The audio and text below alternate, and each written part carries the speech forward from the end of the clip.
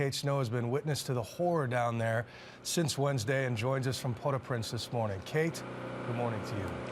Good morning, Bill.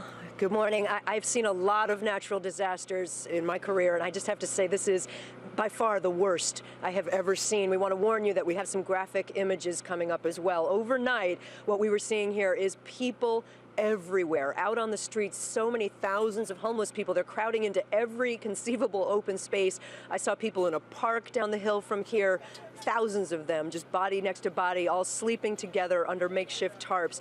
Haiti has given the U.S. now control of the airport, which we think is good news. That'll make relief a little bit easier this morning. But just look at the lines of people that we've seen lining up for food and water. You can see how desperate they are. One group had a sign that says SOS, pointing up at the helicopters. And with so little organization, we are starting to sense a little bit of a shift here in terms of the mood. People, as we say, desperate and growing more so. And we saw some people fighting amongst themselves for food yesterday. But I have to say, I was out all day yesterday. Most of the people I saw were cooperating, getting along and sharing what little they do have. Those who are alive are feeling so thankful to be alive. We have some stunning images in of the mass graves here now.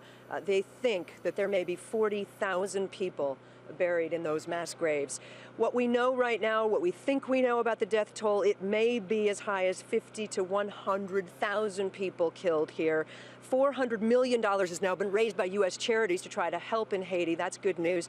And there are 4,200 U.S. troops, we're told, either here or on the way here. They say that we will have 10,000 U.S. military on the ground by next week. Secretary of State Hillary Clinton will be here this morning. It's a symbolic visit, a short visit to the airport. And President Obama was in touch yesterday with the president of Haiti.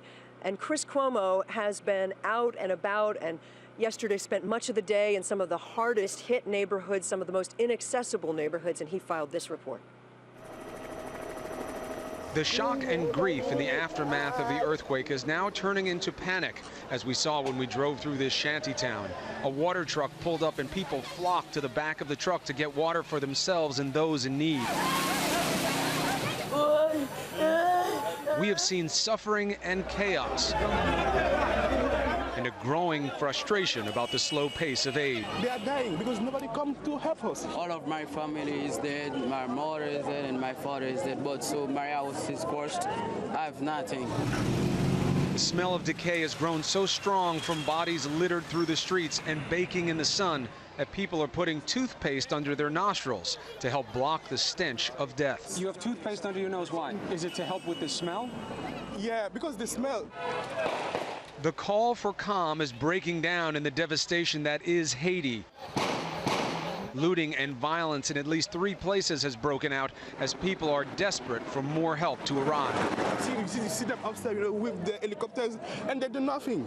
Understandably, there is growing fear that we could be on the cusp of widespread unrest. Though rescue crews and emergency aid are arriving from around the world all the time, little help has actually reached those most in need. They're hungry, they need food, they need water, they don't have nothing. While some have been rescued from the ruins, hope is fading fast for many still trapped. Some good news yesterday. Just before sunset, an Australian television crew helped pull a 16-month-old child from the wreckage. Her screams came from under her 2-story collapsed home. It's very emotional, honestly. I actually thought that it was my own baby that I was pulling out of there. For Good Morning America, I'm Chris Cuomo, Haiti.